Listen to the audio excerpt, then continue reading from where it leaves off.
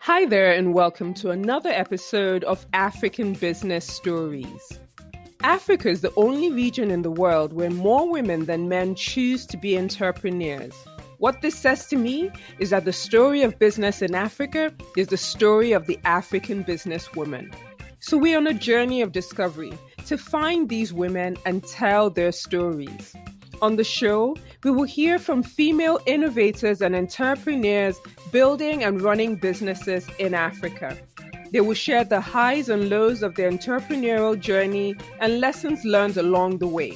Some of these women you may know, and many you may not, but I assure you that all their stories are inspiring in their own right.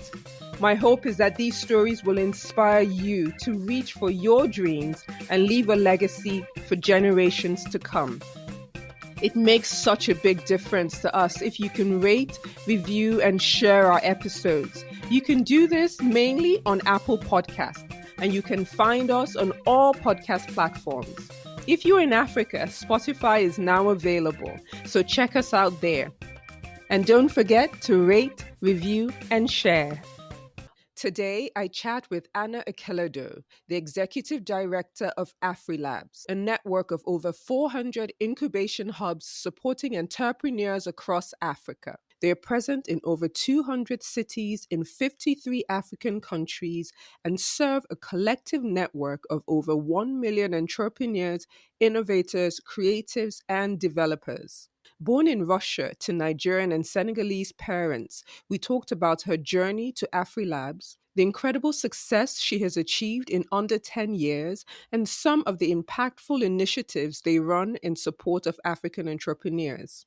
Anna is a focused and ambitious leader, and I am personally inspired by her story. Let's get into it. Hi, Anna. Welcome to African Business Stories. Thank you. Thank you so much. I'm super excited to be here. So I usually tell my guests that I start from the very beginning just to get a wholesome view of our guests. And so I'm going to take it all the way back to the beginning. I understand that you were born in Russia Yes, that's right. and moved back to Africa as a toddler. So I wonder, how did your parents end up in Russia, and what brought them back to the continent? Yeah, absolutely. Well, my parents were students in Russia. My dad is Nigerian and my mom is from Senegal. And they met in Russia as students. So, as two African international students. And, Hmm. they say they met, fell in love, got married in Russia, and had me there.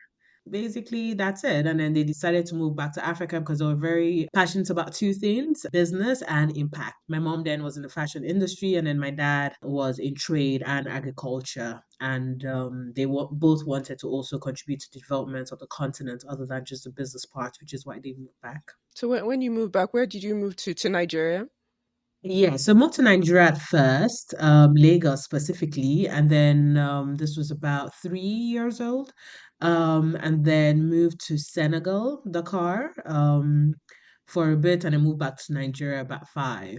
I've sort of been in Nigeria as a base, for the most part since then.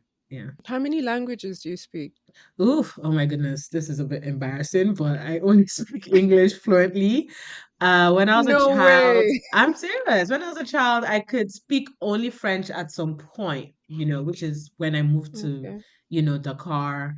And those are my formative years. So by the time I came back to Nigeria, I got teased a lot, and I came back without my mom at first because she had some business in Senegal to complete. And I came back and I was teased a lot, by cousins and school and all of that. So by the time my mom came, she was so focused on integrating me into the system, and by then I was entering the first year of primary school, and by then you should be fluent in Right. language, English. So yeah, I sort of dropped the French. So it's still there. I mean, when I go home, the other home in Dakar, Senegal, I can have a conversation, I can move around in French. It's not just fluent, but it's the sort of thing that if I stay long enough, then I'll pick it. For Russian, I know a few words, if we host guests, I Hmm. could say hello and time to eat. Because my parents will Very always send me important. to tell our Russian guests was time to eat and all that. And thank you, of course, spasiba. That's important in any Hmm. language. But I would say English is my primary language. Thing. I also read that you lived in Jos in Hmm. Nigeria at some point. I've never been, but I've heard that it's a really beautiful city. And I wonder what it was like for you living there and if there are any fond childhood memories you can share with us. Yes, I mean, Jos was amazing. Anybody who grew up in Jos at some point, at least before the conflict, fortunately, had just similar beautiful stories. So one was, of course, the weather. The weather in Jos is always nice and everything, but we just sort of had this freedom and safety growing up back then. I was having a conversation recently with someone and just talking about how I used to ride my bicycle. I had this bicycle I got when I was 8 years old. I was twice my size. And I'll ride the bicycle from my house, my friend's house, which was like kilometers apart and everything. And we'll hang out as kids and teenagehood and all that and attend house parties. So it was a very chilled, safe, and friendly environment. And not Hmm. being originally from Jos as well, from Plateau State, it was very tolerant and just open to everyone. This melting pot Hmm. of culture. So when you were young, growing up, what did you aspire to be? Different things at different points, you know. At some point, I wanted to be an actress. And that's Wow. because I was specifically inspired by adventure movies where they'll travel back in time to the days of, all the kings and queens and everything. So I wanted to act movies like that. So it was very Right. specific to adventure movies. Other than, being an adventure actress, I think my early careers was a choice in my early days about to enter Hmm. uni was wanting to be a psychologist. That is so interesting. So you go to university, Covenant University in Nigeria, and you study psychology. Yes. So what do you do with that degree and all that fascination when you're done? I didn't continue my education in them. I was very curious, and I would say as a young person, I was sort of restless. So I knew that to have a proper career in psychology, I would have had to, go ahead with my master's and my PhD and all of that. And Right. different countries have their different criteria. But anywhere in the world, if you want to be top, then you have to follow through to your PhD. And I knew I did not want just one career path, and I wanted to be able to be diverse in my experiences and the like. So after that, instead of studying psychology, I went to business school, and I studied international marketing Okay. management at Leeds, the University of Leeds Business School. I feel like that gave me a launch pad to be quite diverse in my career, which of Hmm. course reflected in everything I did over a decade Right, after. right. For our listeners who aren't too familiar with Nigeria, so in Nigeria, you're required to do this national year of service after you finish university. You served at the NIPC, the Nigerian Investment Promotion Commission. So, what was that experience like for you? It was interesting. I would say that's one of the years or engagements I had that sort of influenced the work I do now, because at Right. NIPC, the mandate was basically to promote investment and drive investment into Nigeria, right? So encourage foreign investors to bring in capital, to set up their businesses, and to develop different sectors. Interesting because I was specifically in the investment promotion department of the organization. So we used to organize, all the trade shows where we would basically promote the different sectors that were, that had opportunities to invest and everything. And then we'll invite people all the time to come to trade shows and also participate in investment drives outside the country as well. It was really interesting and it was insightful because I saw in depth the all the opportunities, right, in investing in the country. Whether you're talking about agriculture or mining, or real estate or other forms of infrastructure and all that. I mean, that was also the time that the government was making a really strong effort to make it easy and seamless to invest. So at that Hmm. time, around that time in NIPC, there was a setup of the one stop shop. I think it was OSIC, one stop investment shop or so, where you could literally go to, a desk in a building or, an office and have everything sorted, your entire registrations and all that, as opposed to having to go to different agencies. So yeah, I think at that point, seeing the investment opportunities, but also seeing the political will of the government to drive investment into the country was quite encouraging and has sort of again formed the baseline of what I do now in terms of trying to drive investments into the African continent as Yeah. well. So you went on to do a whole bunch of other different roles. Can you talk to us about some of the things that you did before we delve into AfriLabs? Yeah. So after my NYC, that's when I did my master's, and I came back and worked in a real estate and mortgage advisory company. So that was working with my dad. And then after that, I worked in this, a Nigerian company that basically handled the business development affairs of Ingenico. And Ingenico is this global French company, one of the largest in the world, that has Okay. financial products, payment products specifically, and then payment solutions, software solutions, and the like. And then I moved to this organization, Wild Fusion, which was a digital agency, digital advertising, and marketing agency, which at that point was looking to set up a new business unit, basically an entire business, arm that was focused on training. So I was part of the founding team that set up the training center and then moved on to set up my agency focused on consulting for this space, basically. And that's how I somewhat transitioned to AfriLabs because I Hmm. implemented a couple of independent projects for the World Bank and other private foundations. And then the AfriLabs opportunity popped up. So how did that opportunity pop up? And why did you feel like this was the right opportunity for you? I mean, in the course of just learning more and networking and meeting people in the nonprofit and impact space, I came Hmm. across an acquaintance, this is a friend of my cousin's actually. And, he told me about this interesting innovation space that he was part of in Lagos then.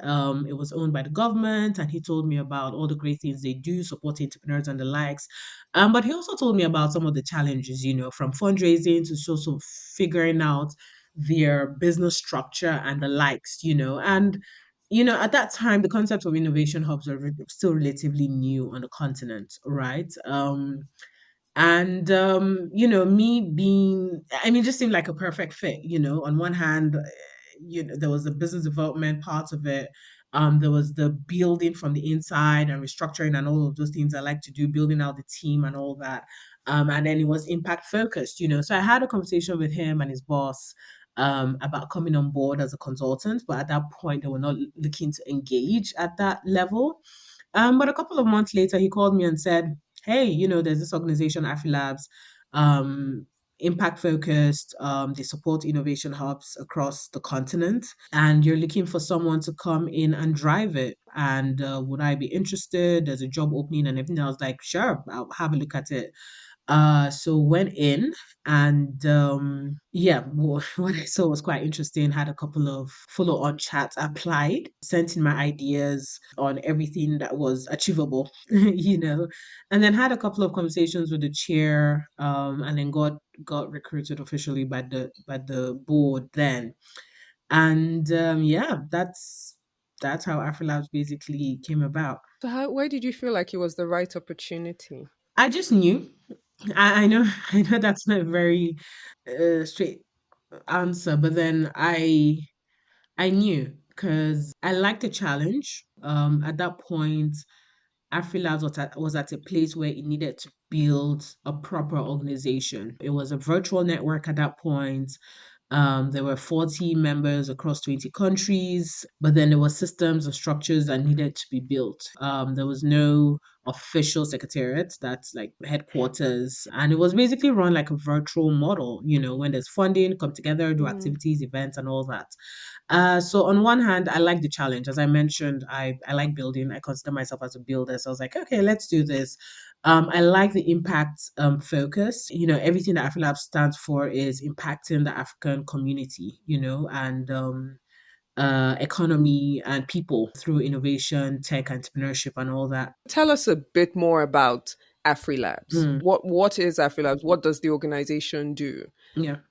Yeah, so AfriLabs is a network organization of innovation hubs, which are made up of incubators, accelerators, creative spaces that all support young innovators, entrepreneurs across Africa, right? But in addition to the innovation hubs, we're also a multi-stakeholder network, because we work with different stakeholders. So looking at development organizations and multilaterals like the UN and the AU, and development finance institutions as well, both African and global. We work with government organizations to drive policy on the continent, investors as well, corporates, so we work with large corporates like Intel and Meta and the like. So we basically work with a multi-stakeholder group to the end goal in everything we do is to support entrepreneurs, support young people, turn their ideas into innovative businesses that will impact different sectors. Mm. So, and just looking at how we structure our work, we do a lot of capacity building, so supporting innovation hubs to better support their communities, but also supporting the startups directly. We run programs that are focused on identifying solutions in different sectors, right? When we look at the Right. challenges on the African continent, we look at the out of school kids, right? Millions of children still out of school. We're constantly asking ourselves, how can we leverage on education technology solutions, for example, and infrastructure through our hub network on ground to provide accessible and affordable and quality education, So we run programs around edtech, for example, identifying edtech solutions and then, funding them and the likes. When we talk about maternal health, and other health practices, both good and not so good, like FGM and the likes. Again, we work with partners like Mm. the UN to see how we can support, communities leverage on innovations that exist, so this happens across different sectors, whether we're talking about agriculture, climate, um, and the likes, but also a very strong gender focus, I believe in gender equality and the gaps, especially in our space, whether we're talking about women raising financing. As of last year, less than 4% of women owned startups raised, of the total, investment that was made, less than 4% were women co-founded businesses. So these are still women that had male co-founders and the likes, and this cuts across board, whether we're talking about, access to debt, financial services, or, certain opportunities and the likes, and dealing with all the biases. So we have a very strong gender focus as well in the work that we do. That's fantastic. So, in terms of growth, you've been at AfriLabs for 8 years. Yes. The women I interview, they're running and they're building businesses, and sometimes, you have entrepreneurs who have started this from the ground up and others pick up a vision and run with it. You've definitely picked up the AfriLab vision, and for the last 8 years, you've been running with it. So, what kind of growth have you seen? I know you said one of them I picked up was that it was a virtual platform which has now become a full-blown organization. Just in terms of the hubs you support, what kind of growth have you seen in the work at AfriLabs over the last 8 years? Yeah, well, as you've rightly said, the first is institutionalizing AfriLabs, right? And then of course the second is people, and this is the second thing I'm proud of in terms of the growth of the community. We need strong people and strong leaders on the African continent to at every level, whether you're talking about running a small business or running a state or a country or an organization and the likes. And these strong people need to be connected, right? For us to have real impact. And since, I came on board, I mentioned earlier that we're a network of 40 hubs across 20 countries. I mean, under my leadership, we've scaled to 53 African countries and over 200 cities, with a membership base of over 500 members and a collective network of over a million entrepreneurs, innovators, creative developers, and the likes, but also in terms of the impact of the programming. We've run programs and impacted lives, the hundreds of millions of dollars, basically. That's fantastic. Congratulations Thank on you. that. So just delving a little bit deeper, in terms of your partnerships, can you give us an example of how these partnerships work and the impact that founders and entrepreneurs on the continent derive from some of the partnerships that you have in place? Okay, I'll give two examples, two different types of partnerships. So one is an initiative which we call Catalytic Africa. And Catalytic is an initiative with the Africa Business Angel Network, ABAN. Now, ABAN is this network across Africa made up of angel investor networks, like local angel investor networks across Africa.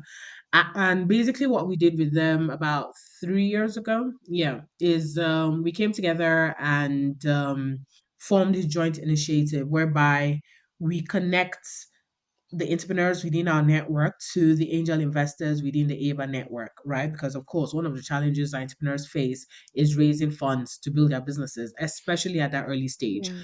And then we set up a catalytic fund whereby we invited non development organizations to contribute to, right, as a grant pool. So we got our first pilot funding from AFD, the French Development Agency. We matched their investments with matching grants. This significantly, helped the businesses because, as I mentioned, in that early stage, it's incredibly hard to raise investment as a startup, especially as a tech startup, because it's high risk and the likes. And these grants help to de-risk the startups because we found out that when investors learned that as a result, of this potential pool of funding going to entrepreneurs, which can go into, operations and Yeah. all the things that they don't want their money to go into, they were more likely to invest, so it also increased the investment, attractiveness of the startups. And then we Yes. saw startups within our portfolio that did really well in terms of just growth, right? Jobs were created. We had startups. I remember a Cameroonian startup, for example, that had a logistics startup and just scaled, significantly. Jobs created, revenue increased, and all that. And of course, that economic impact and the likes. Yeah, others are through our, so this is an example of a direct program, but through our Yeah. interventions to the hubs, capacity building and support with toolkits and the likes. And I'll give an example. We have our AfriLabs Academy, which is the first ever hub management curriculum developed for hubs. We did it with Strathmore University in Kenya and it's certified like a proper academic type course, short courses. You could go online on our platform and take them. And we've had hubs report back to say, as a result of taking the courses, they've expanded the operations. And we've also provided funds like grants directly to the hubs. They've set up operations in rural areas too, which is another thing I'm quite proud of, because then when I came on board, innovation hubs were largely set up in in the Mm. cities and urban areas and all of that, but as a result of some of these capacity building programs, the grants we've provided and the support and toolkits and all that, people have set up in rural areas and places where people are just constantly being excluded and marginalized and the likes, but they've had these opportunities as a result of our interventions, and entrepreneurs have been able to scale, and the importance of that is it's not just about Mm. taking opportunities or money to them. It's about empowering them Right. where they are to solve for the local problems in those communities. Because you can't migrate everyone out of the communities, right? So you're encouraging Correct. innovation to thrive and to be sustainable in those communities. So in the past, we've also worked with different, again, as I mentioned, multilaterals like FCDO, for example, and Mm. USID and FDB and the likes to be able to implement some of these interventions across the continent. Right. So these SMEs have to be connected to a hub to be able to get support from AfriLabs. Yes and no. So Okay. for certain initiatives like Catalytic Africa, yes, you have to be connected to a hub, right? However, if we roll out a new program, we actually actively scout for entrepreneurs that fit the criteria. So we do a call for application. I mean, example is in the Okay. last 2 years, we ran this climate focused program with the African Development Bank. And we did a fresh call for applications for entrepreneurs that had solutions focused on climate resilience. Hmm. And yeah, we had quite a number of entrepreneurs that were supported through that intervention over two Okay. years. And through our network, they got mentorship, they got business support, but they also got funding. Right. Under that program specifically, each of the entrepreneurs selected SMEs, startups and SMEs got over $100,000 in different phases to grow their businesses. That's it basically on a case by case basis. And for programs, especially new programs we design with partners, entrepreneurs don't have to be connected, but eventually they end up getting that support from our network, because again, sustainability is key, right? So after the program ends, Hmm. the hubs provide follow on support as well to the entrepreneurs, and then we provide support to the hubs. So there's just this continuous loop of support in building the ecosystem. That's fantastic, Anna. And thank you for explaining that. It's good information for me and also for our listeners who are looking for support as they Yeah, build on the continent. So, in terms of funding, how is AfriLabs? Because I see you're giving out grants, you're yeah. making resources available to people, and I'm just wondering, how do you, as an organization, get funded, and what has been your experience with raising finance? Okay, so we get funding from different sources, right? As I mentioned before, from development organizations, from multilaterals. We also execute projects, we execute research projects. For example, in the past, we've, conducted research with the likes of Intel, Meta, Bill and Melinda Gates, and the likes. And these all generate revenue that go into our organization and also implement the work that we do, which is first and foremost, right? In terms of taking care of our internal operations and supporting towards our growth, we also charge a membership fee for our Okay. members. So to be a member and take advantage of all the benefits and everything, there's a membership fee that is paid. We also bid for projects as well, so we come together with other organizations and bid for projects as well and get revenue from that. And how has it been? It's been interesting. At the start, it was incredibly hard. Like I can't even mince my words on that one, because when you're building and you're going after certain things, funds specifically, first off, people expect you to meet their criteria.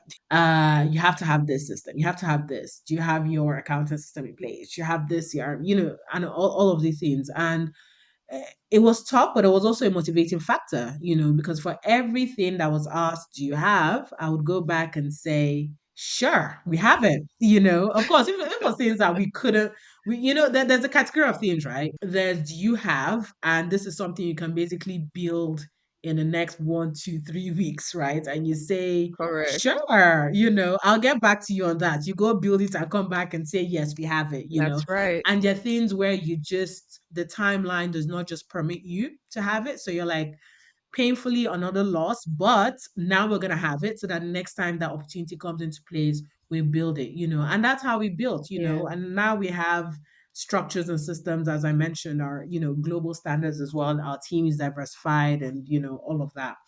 Skills and also regional based, wise, multilingual and the likes. And then over time, it became somewhat easier. And then we had periods of the funding winter, which we are currently going through actually as an ecosystem. So, startup funding has been the lowest for the longest time since, the startups, the ecosystem started getting attention. Funders are also cutting their budgets for certain things like, events and programming and all of that. So, it's interesting. It's gotten easier over time. And of course, as a team grows. When I started out with an intern. And now I have a team of over 40 across Africa of Fantastic. really experienced, in fact, people more experienced than I am in their expertise, which is a dream of every leader. You never want to be the smartest in the room. So I'm very proud of the Mm. fact that my team has grown and we have really good people leading initiatives and programming and fundraising and everything. So that's one of the reasons it's become easier. Give a lot of credit to the fantastic team I have. So you've talked about how some of the funding challenges you had initially when you started. I note, I'm not being ageist, but I note that you were young. Yeah.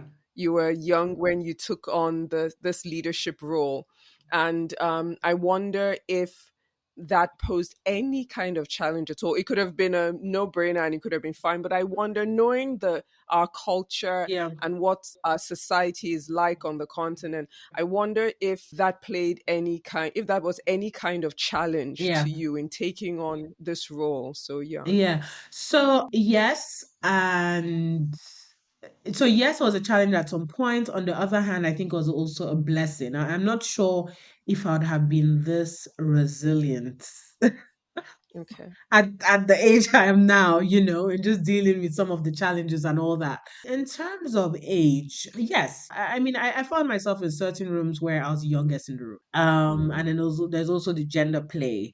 There's also the I mean, especially in development and when you're in certain places, they also look at things like, which is also part of the age, right? They look at, everyone's talking, they're like, oh, they've been doing this for 30 years. They've been doing this for, how many years. This is a PhD person, this is a, professor and all that. And I didn't have any of that. However, there's something about being young and vibrant that people are drawn to. And when they see a young person who is bold about just taking on certain challenges and is passionate about what they're building, whether they're building an organization or they're building their personal business and the likes, there's certain people that gravitate towards you, and they say, you know what, they want to mm, help you out, they want to listen. There are people that would discard you. Yes, it's true. They'll be like, um, you're not you're young, what do you know, and everything. And that's because of certain biases they have. They grow up at a right. time, or they had a career at a time when there was no way a young person would be in a position of leadership, so it just couldn't connect it. So yes, but then I just tended to be blind to those biases, and I think because I was focused, and this is something I always tell people. I mean, if you're obsessively focused on what you need to achieve, you would have less time Right. and spend less time dealing with all the biases. That's excellent. So you've achieved incredible success over the last 8 years, and kudos to you and your team. And I wonder, Anna, what do you think the next 5 to 10 years looks like for AfriLabs? Yes. So, I mean, I'll put that in three buckets, right? So, one is global scale. Over the past 2 years, we've been very intentional about building global bridges between Africa and the rest of the world to better support entrepreneurs within our network. We've, over the past year, for example, we've signed a partnership with the US State Department, specifically the Office of Global Partnerships, focused on supporting climate entrepreneurs, but also other entrepreneurs looking to scale into the US market, but also collaborate and connect with investors and the likes. We've signed with the Saudi Arabia Ministry of Investment again to provide the sort of soft landing and investment and resources to support startups to get scale. Other, conversations we're having and currently building networks, in India, other parts of Europe and the likes. We actually have a delegation being planned at the moment to France and the like. So that's it. We envision that we will be global, in terms of direct linkages. I mean, not just the virtual type, but direct linkages. Eventually, we'll Right. set up regional offices. But another reason why going global is important to us is the diaspora as well. We take our African diaspora very seriously in terms of recognizing that they are part of us. When we look at Africa, um in terms of entrepreneurship, businesses, and just working with different groups of Africans that live in other places other than the African continent, or Africans that have moved, whether it's first generation, second generation, or hundreds of years ago through their ancestors. We consider them as part of us. So it's for the work we do is for Africa and Africans, irrespective of where they are. Mm, So that's another reason why that global expansion is important to us. Then second of all is just deepening our multi-stakeholder membership. So as I mentioned, we consider ourselves as a multi-stakeholder group, right? But over the next year, we're going to be formalizing what membership will look like in terms of Hmm. different stakeholders. So an Yeah. investor group that wants to be part of AfriLabs, entrepreneur, a development organization, what does that look like membership wise?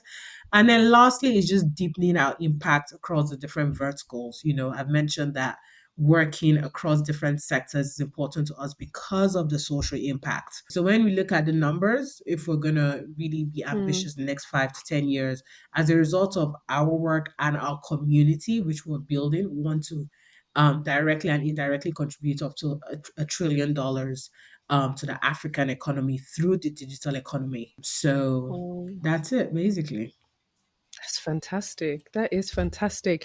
So, this has been an incredible conversation, very, very insightful. But we're going to have to wrap up. In terms of wrapping up, I'd like to ask my guests two questions. One is a reflection, and one is advice. For you personally, as Anna, what is one thing, or maybe two things, that you've done over the last couple of years that you are proud of, that you feel has been the most impactful, or maybe one of the most impactful things that you've done in building this organization and having this kind of reach across the continent?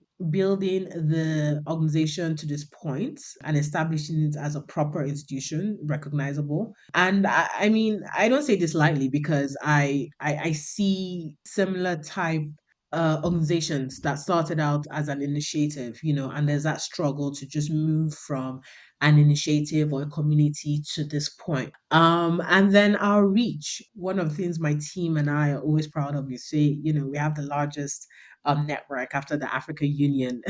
So I mean that's it. But also I think finally it's just the impact because we could be an institution and not impact, So impacting True. lives, right? I mean I've heard when I hear about the impact stories that come back to us as a result of the intervention, it touches my heart. Oh yes, I should add, I'm doing this while growing a family with my two little babies.